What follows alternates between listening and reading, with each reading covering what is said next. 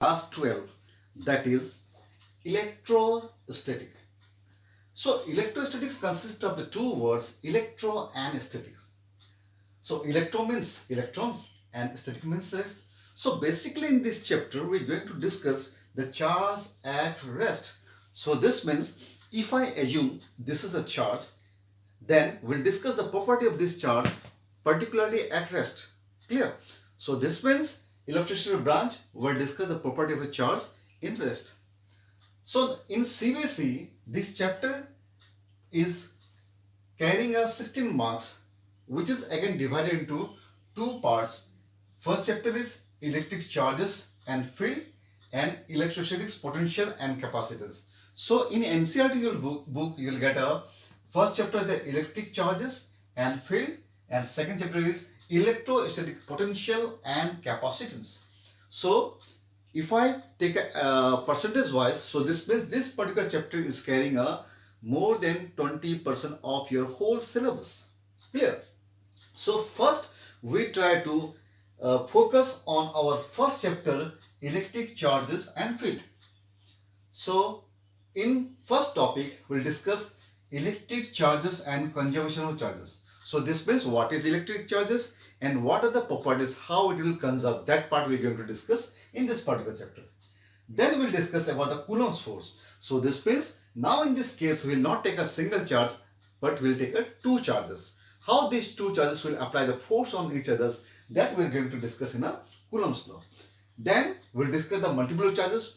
If apart from these two charges, if there are n number of charges there, then how the force will apply and how we're going to find out that force, we're going to discuss in a multiple charges or superposition principle.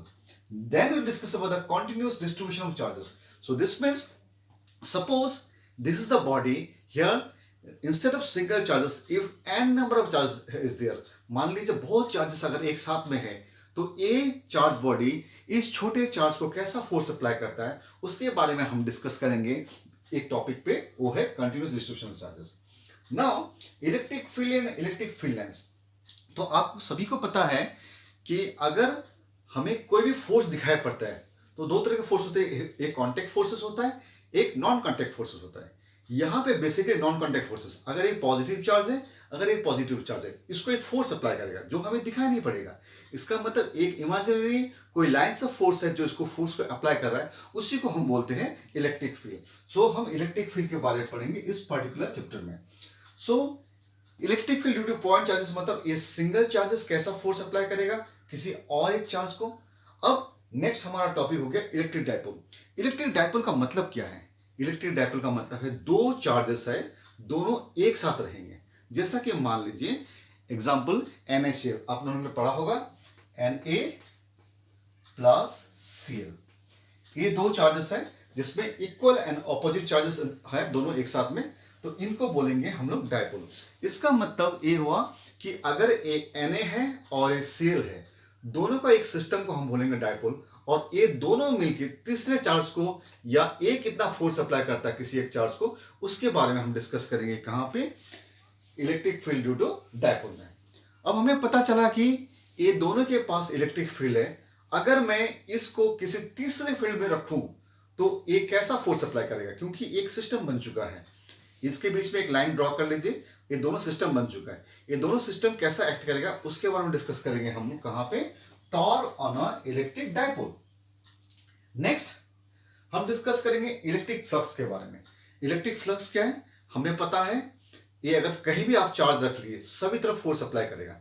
ये जो force apply करेगा, जो imaginary lines है, इसको हम electric field बोलते हैं. अब इलेक्ट्रिक लाइंस ऑफ फोर्स को अगर एक साथ हम इकट्ठा कर दें एक पर्टिकुलर एरिया में, हम बोलेंगे उसको electric flux. So in this case will discuss about the electric flux. Electric flux को डिस्कस करने के लिए हमें हेल्प करेगा कौन, गॉस. तो हम डिस्कस करेंगे गॉस थ्योरम के बारे में और इसके application, which is very very important. So हमारा जो पहला एप्लीकेशन है इसमें electric field due to long infinite straight wire. मान लीजिए एक स्ट्रेट वायर है, काफी लंबा इनफाइनाइट लॉन्ग है, यहाँ पे चार्ज है, यहाँ पे चार्ज है, यहाँ पे चार्ज है, यहाँ पे सभी पॉजिटिव चार्ज है. ये इनफाइनाइट चार्ज वायर है, तो इसमें कितना इलेक्ट्रिक फील्ड अप्लाई करता है उसके बारे में डिस्कस करेंगे इस पर्टिकुलर एप्लीकेशन में. अब मान लीजिए ये सीट को, इसको इमेजिन करते हैं एक सीट, जैसा कि मैंने आपके सामने एक पेपर रखा, तो मान लीजिए कि यहाँ पे अगर पॉजिटिव चार्ज है, मतलब ये सीट आपका कैसा है, एक चार्ज सीट है, और इस चार्ज पे, इस पोजीशन पे या इस पोजीशन पे कितना फोर्स अप्लाई कर रहा है उसके बारे में, या इलेक्ट्रिक फील्ड कितना अप्लाई कर रहा है उसके बारे में डिस्कस करेंगे। Electric field due to uniformly charge plane shell. और हमारा लास्ट एप्लीकेशन है थिन स्पेरिकल सेल। मान लीजिए ये जो एक स्पेरिकल सेल हो गया और यहाँ पे चार्ज पार्टिकल्स है, मतलब ये स्पेरिकल सेल कैसा है, ये चार्ज स्पेरिकल सेल है। तो अब हम इसको देखेंगे कि ये चार्ज स्पेरिकल सेल है, इस पॉइंट पे कितना इलेक्ट्रिक फील्ड अप्लाई करता है, सरफेस पे कितना अप्लाई करता है, इनसाइड कितना अप्लाई करता है, उसके बारे में डिस्कस करेंगे। क्लियर? सो ये तो हमारा हो गया पूरे सिलेबस के बारे में। अब हम कोशिश करते हैं कि इस पूरे सिलेबस को या क्लास 12 के चैप्टर को हम किस तरह अपना एक्शन प्लान में लाएंगे। तो we have to go for the action plan. तो हमारा ये एक्शन प्लान है जिसको हम कहते हैं प्लान ऑफ एक्शन। सो सबसे पहले हम डिस्कस करेंगे theory of NCERT. Theory is very very important. अगर ये आपका कॉन्सेप्चुअल पार्ट क्लियर नहीं हुआ तो आप आगे बढ़ नहीं पाओगे। सो सबसे पहले थ्योरी समझना काफी जरूरी है। उसके बाद हम मूव करेंगे एनसीईआरटी एग्जाम्पलर और एक्सरसाइज। उसके बाद हम सॉल्व करेंगे प्रीवियस ईयर बोर्ड पेपर कि इस पर्टिकुलर चैप्टर से किस तरह का क्वेश्चन हमारे सीबीएसई बोर्ड में आए हैं। Then will discuss the question from the competitive exams. So इन सबको करने के लिए हम कुछ टेक्निक को फॉलो करेंगे। तो हमारा टेक्निक कैसा है कि शॉर्टकट टेक्निक हो गया। हम ये पूरे चीज को किस तरह शॉर्टकटली याद करते हैं, आखिर हमें एग्जाम में लिखना है तो पूरे चीज को एक मेमोराइज करना पड़ेगा। और मैं कोशिश करूंगा कि पूरा का पूरा चैप्टर एक पेज में आ जाए ताकि आपको रिवीजन के लिए इजी होगा। और इसको समझने के लिए हम कुछ न्यूमेरिक्स टेक्निक्स भी यूज करेंगे। ठीक है? So these are action plan. So आज हम शुरुआत करते हैं हमारा जो first centre of attraction, that is electric charges and conservation of charges. Hello बच्चों, अभी हम डिस्कस करेंगे हमारा centre of attraction of electric field and charges chapter का। तो सेंटर ऑफ अट्रैक्शन क्या है? Electric charge and its property. तो इसको समझने के लिए एक फेमस एक्सपेरिमेंट है plastic scale and piece of paper experiment, और इसके सहारे हम सीखेंगे कि चार्ज है क्या। तो सबसे पहले देखते हैं कि मेरे हाथ में कुछ पीस ऑफ पेपर है, ये गिर रही है ऊपर से। तो आपने देखा कि पीस ऑफ पेपर मेरे हाथों में गिर रही है। इसका मतलब क्या हुआ कि it is because of gravity it is falling down. अब मैंने अपने हाथ में एक स्केल ले लिया और मेरे हेयर पे इसे रब करने लगा। कुछ जादुई चमत्कार होगा, आप देख लीजिए जरा। Now it is attracting the piece of paper. देखा? It is attracting. So this means previously this paper was falling down, now it is attracted by a scale। यानी कि कोई हमारे पास एक ऐसा फोर्स मिल चुका हमें जो कि ग्रेविटेशन फोर्स से भी स्ट्रॉन्ग है। तो करते ही इस फोर्स का पर्दाफाश कि आखिर ये फोर्स है क्या और ये कैसे प्रोड्यूस हुआ। तो समझने के लिए सबसे पहले हम technique to produce charge body. तो हमारे पास 3 टेक्निक है जिससे हम चार्ज बॉडी को प्रोड्यूस कर सकते हैं। एक हो गया फ्रिक्शन, दूसरा हो गया इंडक्शन और तीसरा हो गया कंडक्शन। उसके बाद हम पढ़ेंगे definition of charge and it's basic units and its property. Last part में हम डिस्कस करेंगे डिटेक्शन ऑफ चार्ज। तो सबसे पहले तैयारी करते हैं कि फ्रिक्शन से हम किस तरह से चार्ज बॉडी प्रोड्यूस कर सकते हैं। तो इसको समझने के लिए हमने जो एक्सपेरिमेंट किया था उसी को लेकर चलते हैं। सबसे पहले देखिए, ये हमारा हो गया plastic scale. Clear? Plastic scale मैंने मान लिया। अब हम चलते हैं डेल्टन साहब के पास जो हमें हेल्प करेंगे समझने के लिए। डेल्टन ने कहा था कि सबसे जो स्मॉलेस्ट पोर्शन है या पार्टिकल्स है, that is nothing but the atom. तो धीरे धीरे हमें पता चला कि एटम के अंदर और भी पार्टिकल्स है, जैसे इलेक्ट्रॉन है, प्रोटॉन है, न्यूट्रॉन है। इलेक्ट्रॉन और प्रोटॉन इसके अंदर है, जिसका मतलब है न्यूक्लियस, और इसके चारों ओर इलेक्ट्रॉन रिवॉल्व करते हैं। For a time being I am just taking a hypothetical case. यहाँ पे मत सोचिए कि 16 इलेक्ट्रॉन मैंने गिरा लिया। जस्ट मैं मान लेता हूँ समझने के लिए कि हमारे जो प्लास्टिक स्केल है उसके पास 16 पॉजिटिव चार्जेस हैं और 16 नेगेटिव चार्जेस हैं। तो 16 पॉजिटिव और नेगेटिव अगर मैं दोनों को ऐड करता हूं तो नेट चार्ज कितनी मिलती है? 0। और डेल्टन ने कहा था कि एटम एज अ न्यूट्रल, इसका मतलब हमारा प्लास्टिक स्केल भी क्या है? Is a neutral. अब चलते हैं पीस ऑफ पेपर। मान लीजिए पीस ऑफ पेपर के 3 पॉजिटिव चार्जेस हैं और 3 नेगेटिव चार्जेस हैं। क्लियर? तो इससे पता चलता है कि नेट चार्ज पेपर में कितने हैं, ए भी 0 है और ए भी 0 है। लेकिन दोनों अगर न्यूट्रल होने के बाद भी अट्रैक्शन होता क्यों है? तो मैंने क्या किया था कि इसे अपने हेयर पे रब किया था।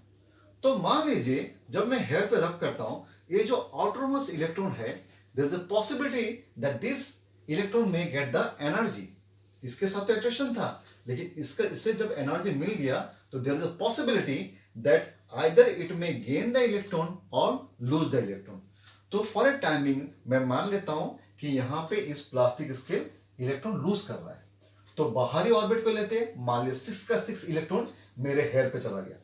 Previously my hair was a neutral, जैसे 6 इलेक्ट्रॉन एक्स्ट्रा आ गया तो मेरा हेयर कैसा बन गया, नेगेटिवली चार्ज बॉडी। आप लोग ने माइंड में क्या होगा, अगर आपके घर पे टीवी चल रहा है, आप अगर टीवी के सामने पहुंचते हैं तो आपका हेयर क्या होता है, it become straight. So reason क्या, it is also acting, it is also electricity process. Clear? अब मान लीजिए यहां से 6 इलेक्ट्रॉन चले गए तो इसके पास 16 नेगेटिव था, अब बना कितना, -10 नेगेटिव। अब देखते हैं कि नेट चार्ज कितना हुआ। +16 इसके पास ऑलरेडी थे और -16, अगर दोनों को मैं ऐड करता हूं तो होता क्या है कि ये बन जाता है +6। इसका मतलब अब मेरा स्केल बन चुका है पॉजिटिव चार्ज बॉडी, और ये पॉजिटिव चार्ज बॉडी स्केल को लेके मैं पेपर के पास पहुंचता हूं। पेपर पे ऑलरेडी 3 नेगेटिव चार्जेस हैं और 3 पॉजिटिव चार्जेस हैं। तो होगा क्या, because of electric field of this positive charges, ये नेगेटिव चार्ज का अलाइनमेंट अपने आप को अलाइनमेंट कर लेगा पेपर के अंदर ही।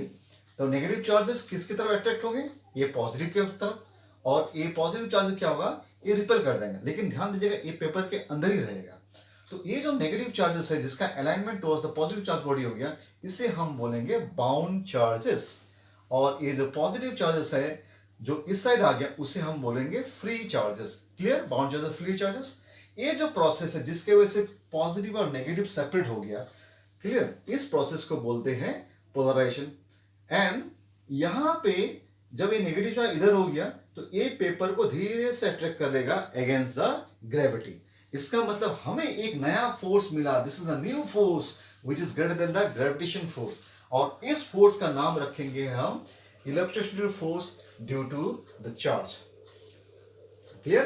तो आपको पता चल गया नया फोर्स है क्या, it is nothing but the electrostatic force due to charge.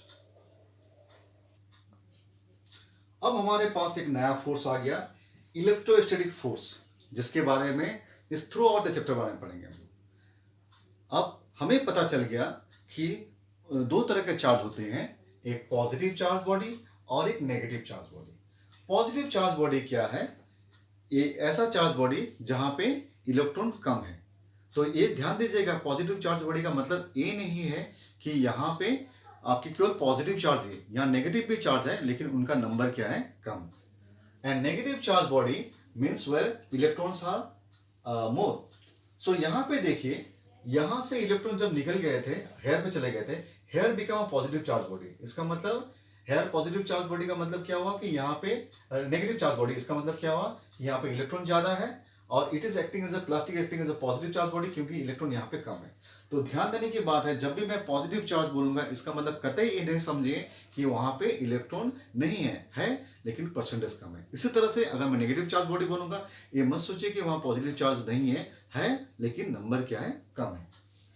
तो अब हमें पता चल गया कि चार्ज है क्या। तो यहां से हमें एक डेफिनेशन मिलता है चार्ज का, that is charge is nothing but it is the intrinsic property of a matter. It is intrinsic property of a matter where it is responsible for the electrostatic force, and the body will be become a positive or negative with respect to the transfer of electron or gaining of the electrons. Clear? तो charge is additive in nature. मतलब क्या हुआ, हम simply जैसा algebra में करते हैं, कोई एक 2 नंबर हो गए ए और बी, सिंपली उसको प्लस करना है तो ए प्लस बी कर देते हैं। यहाँ पे भी अगर चार्ज हमें नेट चार्ज निकालना तो सिंपली क्या करिए, ऐड करिए। जैसे कि मैंने क्या किया था, यहाँ पे 16 -16 दोनों को ऐड किया था, नेट चार्ज 0 हो गया था। ट्रांसफर होने के बाद यहाँ पे 6 इलेक्ट्रॉन ट्रांसफर हो गया, अब कितना बचा, -10। तो इन दोनों को ऐड करते हैं +6। इसका मतलब क्या हुआ कि charge is additive in nature. Next हो गया चार्ज इज कंजर्व। इसका मीनिंग क्या हो गया, मतलब initial charge and final charge क्या है, दोनों सेम है। तो अब जरा देख लीजिए, ये दोनों न्यूट्रल बॉडी है, ठीक है, ए भी न्यूट्रल है, ए भी न्यूट्रल। अगर मैं दोनों को ऐसा रब करता हूं तो हो सकता है यहां से चार्ज यहां ट्रांसफर हो जाए। तो यहां पहले ये न्यूट्रल था, नेट चार्ज जीरो था, ये भी नेट चार्ज जीरो है, लेकिन रबिंग करने के बाद मान लीजिए यहां से 6 चार्जेस यहां पे ट्रांसफर हो गए, तो यहाँ -6 हो गया, 6 कम हो गया, यहाँ 6 ज्यादा हो गया। अगर मैं फिर से दोनों को ऐड करता हूं, अल्टीमेटली हमें नेट चार्ज क्या मिलेगा, जीरो मिलेगा। उसी को बोलते हैं conservation of charge, means we can not create the charge, we can not destroy the charge. लेकिन और एक चीज ध्यान रखिएगा, क्या चार्ज ट्रांसफर होते समय मास भी ट्रांसफर होता है? यस, क्योंकि हमारा जो इलेक्ट्रॉन है उनका भी कुछ ना कुछ मास है, that is nothing but the it is in the range of 10⁻31 kg के रेंज में है। तो हम उसको बाद में पढ़ेंगे कि उनका भी एक मास है। अगर चार्ज ट्रांसफर होगा, इलेक्ट्रॉन ट्रांसफर होगा, कुछ ना कुछ उसका मास चेंज होता है। मतलब अगर यहां से कोई चार्ज ट्रांसफर हो रहा है तो इसका मास कम हो जाएगा और इसका मास थोड़ा सा ज्यादा हो जाएगा। क्लियर? तो इसे बोलते हैं law of conservation of charge. Next आ गया क्वांटाइजेशन ऑफ चार्ज। जब भी चार्ज ट्रांसफर होगा तो सबसे जो छोटा यूनिट है, बेसिक यूनिट ऑफ चार्ज क्या है, दैट इज अ ई। सबसे जो छोटा चार्ज ट्रांसफर हो सकता है, एक इलेक्ट्रॉन का चार्ज ट्रांसफर हो सकता है, और एक इलेक्ट्रॉन चार्ज कितना है, 1.6 × 10⁻19 कूलम। यहां पे जो कूलम है ये यूनिट ऑफ चार्ज है। चार्ज का यूनिट क्या है, it is a coulomb. Now whenever they will transfer, so they will follow this quantization of charge. Quantization of charge क्या है कि जब भी चार्ज यहां से यहां ट्रांसफर होगा, it always in terms of e, या तो 1e होगा, या तो 2e होगा, या तो 3e होगा। अगर n नंबर ट्रांसफर होता है इसे हम बोलेंगे ne। यहां पे e है basic unit of charges, n है नंबर ऑफ चार्जेस, और q है टोटल नंबर ऑफ चार्जेस। तो हमें पता चला कि चार्ज के कितने प्रॉपर्टीज हैं। Charge will always conserve, it obey the additive property and quantization of charge. ठीक है, अब हमें डेफिनेशन ऑफ चार्ज मिल गया। It is basic properties of some elementary particles of matter which gives rise to electric force between two such elementary particles. The charges on a body arises from an excess or deficit of electron with respect to proton. मतलब positive charge body और negative charge body ये है क्या कि किसी भी charge body में अगर चार्ज कम हो रहा है, मतलब नेगेटिव चार्ज अगर कम हो रहा है तो हम उसको बोलेंगे पॉजिटिव चार्ज बॉडी, अगर नेगेटिव चार्ज ज्यादा हुआ तो उसको बोलेंगे नेगेटिव चार्ज बॉडी। अब कुछ प्रॉपर्टीज है। It obeys law of conservation of charge, जैसे मैंने डिस्कस किया था। It is additive in nature. It follows quantization of charge, मतलब जब भी चार्ज ट्रांसफर होगा इन टर्म्स ऑफ ई, या तो 1e 2e 3e, it never be e/2 fraction में कभी नहीं होगा। क्लियर? अब यहां पे जरा ध्यान दीजिए कि 1 कूलम ऑफ चार्ज हम किसको बोलेंगे, coulomb is the unit of charge, 1 coulomb हम किसको बोलेंगे। जैसा कि अगर मैं बोलता हूं 1 dozen, 1 dozen means the 12 numbers is said to be 1 dozen. इसी तरह से 1 कूलम चार्ज हम लोग किसको बोलेंगे। मान लीजिए इस ग्लास में 1 कूलम चार्ज है, तो कितने नंबर इलेक्ट्रॉन को हम लोग 1 कूलम चार्ज बोलेंगे। जरा ध्यान देखिए कि यहां पे Q अगर 1 कूलम है, टोटल नंबर ऑफ चार्जेस मान लीजिए ग्लास में 1 कूलम है, और E is the basic unit of charges. तो अगर मैं N लिखता हूं from this formula, Q/E, Q के जगह पे 1 कूलम और E के जगह 1.6 × 10⁻19, तो हमें मिलेगा आफ्टर सॉल्विंग दिस 6.25 × 10⁻18। मतलब इतने नंबर ऑफ इलेक्ट्रॉन अगर एक साथ इकट्ठा होता है तो हम इसे बोलेंगे 1 coulomb. It is a very very large quantity. Clear? तो आपके समझ में आ गया। तो हमने फ्रिक्शन पढ़ लिया, अब हम इंडक्शन की तरफ मूव करते हैं। Induction is a one another way to produce a charge body. With the help of friction, we understood that how to make a charge body. There are 2 more processes left. One is induction, other one is conduction. In case of induction, we will charge a body without contact. So this means if you have a 2 body, this is a charge body, this is a neutral. I want to make this one as a charge, but in this case I will not contact these two body. Okay, they will little far away from each other, then will charge. So this type of process is to be a induction, whereas in case of conduction I will join the two body, they come in contact. Okay, now we see we have a body A which is a charged body, positive charge body. So this charge body we got from the frictional processes, and this is a neutral body. तो यहाँ पे कुछ charges नहीं है, तो इसको मैंने stand किया एक इंसुलेटेड स्टैंड पे, क्योंकि अगर एक चार्ज बॉडी बन जाएगा तो ये चार्ज ट्रांसफर हो सकते हैं अर्थ में, तो इसको मैंने किस पे रखा, एक इंसुलेटेड बॉडी में. So this is neutral body. तो ये हाईली पॉजिटिव चार्ज बॉडी है. तो मैंने जैसे पहले बताया कि न्यूट्रल बॉडी का मतलब ये नहीं होता कि ये केवल जीरो चार्जेस है. इसका मतलब ये है कि पॉजिटिव और नेगेटिव चार्ज दोनों क्या है, इसमें इक्वल है. Net charge is zero.